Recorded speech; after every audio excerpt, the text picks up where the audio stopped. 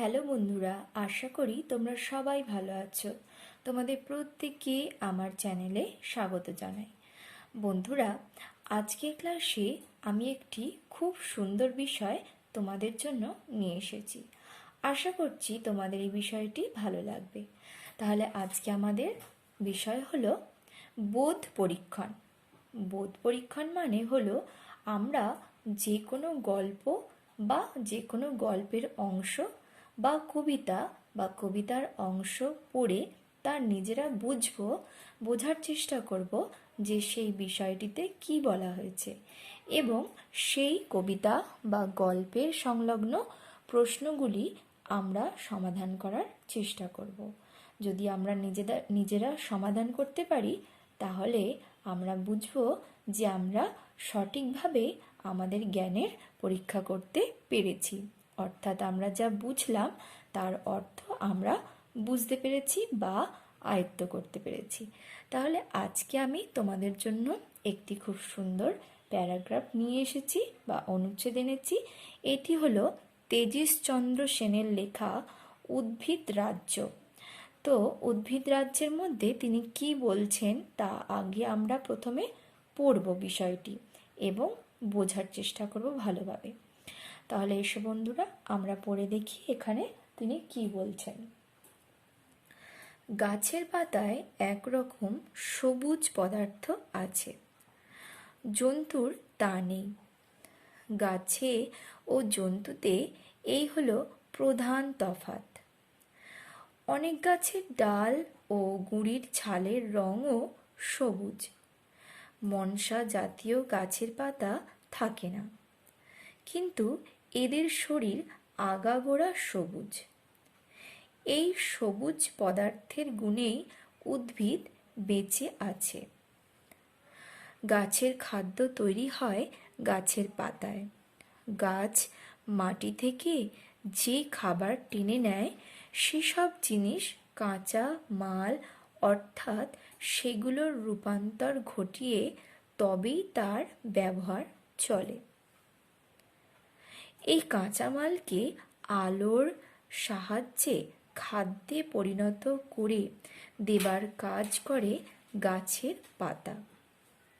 পাতার সবুজ পদার্থ সূর্য কিরণ থেকে শক্তি সঞ্চয় করে খাবার পরিপাকে সাহায্য করে। জীবজগতের প্রাণ রক্ষা করছে উদ্ভিদ। উদ্ভিদ দেহ থেকেই জন্তু দেহের পুষ্টি। যেসব প্রধান মাল মশলায় জীবদেহ তৈরি তা সবই ছড়িয়ে আছে মাটিতে, হাওয়ায়। তাদের খাদ্যে পরিণত করবার শক্তি কোনো জীবেরই নেই। সে শক্তি একমাত্র আছে উদ্ভিদের। উদ্ভিদ হাওয়া হতে, মাটি হতে মাল মশলা নিয়ে যে খাদ্য তৈরি করে তাই গ্রহণ করে জন্তুদেহ পুষ্টি লাভ করে, জন্তু বেঁচে থাকে। তাহলে বন্ধুরা, আমরা এখানে তেজিশচন্দ্র সেনের লেখা এই উদ্ভিদ রাজ্য অনুচ্ছেদটি পড়লাম। আশা করছি তোমরা বুঝতে পেরেছ যেখানে কি বলতে চাওয়া হয়েছে। এবার এসো বন্ধুরা, আমরা এই অনুচ্ছেদের সঙ্গে দেওয়া প্রশ্নগুলির উত্তর সমাধান করার চেষ্টা করি। তাহলে এখানে প্রথম প্রশ্ন দেওয়া হয়েছে প্রশ্নমালার 1-এ, গাছ ও জন্তুর মধ্যে প্রধান তফাৎ কি? তো আমরা অনুচ্ছেদের প্রথমেই আমরা দেখতে পেয়েছি, প্রথম ভাগের মধ্যেই লেখা আছে যে গাছের পাতায় যে সবুজ পদার্থ দেখা যায় জন্তুদের তা নেই। এখানেই গাছ ও জন্তুদের মধ্যে প্রধান পার্থক্য। এবার আমরা দেখি 2-এর প্রশ্নটি কি দেওয়া আছে, উদ্ভিদ বেঁচে থাকে কি জন্য? তাহলে আমরা এখানে পড়ে বুঝতে পেরেছি যে উদ্ভিদ কি বেঁচে থাকে কিসের জন্য। তো তার উত্তর হলো যে উদ্ভিদ তার সবুজ পদার্থের গুণেই বেঁচে থাকে, অর্থাৎ তার শরীরের যে সবুজ পদার্থটি তৈরি হচ্ছে তার জন্যই উদ্ভিদ কিন্তু বেঁচে থাকে। তিনের প্রশ্ন দেওয়া হয়েছে, গাছের খাদ্য তৈরি হয় কোথায়, কিভাবে তা তৈরি হয়? অর্থাৎ গাছের খাদ্যের পরিপাকটা কিভাবে হয় এবং কোথায় তা গাছেরা তৈরি করে। তো প্রথম উত্তরটি হলো, গাছের খাদ্য তৈরি হয় গাছের পাতায়, আর উদ্ভিদ মাটি থেকে যেসব জিনিস টেনে নেয় তাকে আলোর সাহায্যে খাদ্যে পরিণত করে গাছের পাতা। এবার চারের প্রশ্ন যেটি দেওয়া আছে সেটি হলো, উদ্ভিদ ছাড়া কি জীবের পক্ষে বাঁচা সম্ভব? এর উত্তরটা তো আমরা সবাই জানি, উদ্ভিদ ছাড়া জীবের পক্ষে বাঁচা সম্ভব নয়।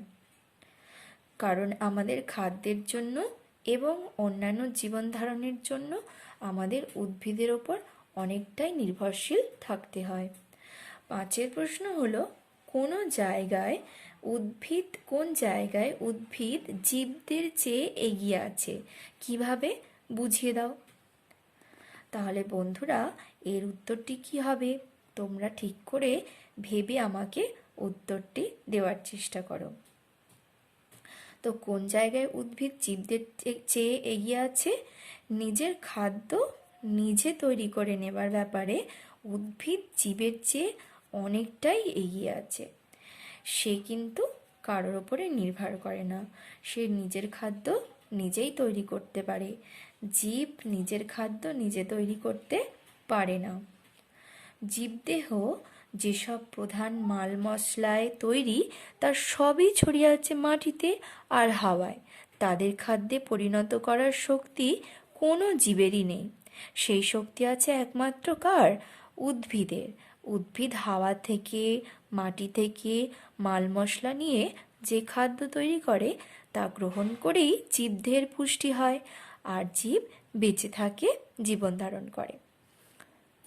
তাহলে বন্ধুরা, আশা করছি তোমরা আজকের এই বোধ পরীক্ষণটি খুব এনজয় করেছো আর বুঝতে পেরেছো। তাহলে বন্ধুরা, যদি ভালো লেগে থাকে আমার ভিডিওটিকে লাইক এবং শেয়ার করবে, সাবস্ক্রাইব করবে আমার চ্যানেলটিকে, ওর সঙ্গে বেল আইকনটিকে প্রেস করে দিবে, যাতে আমার চ্যানেলের সমস্ত তথ্য তোমরা সরাসরি পেয়ে থাকো। ধন্যবাদ সবাইকে।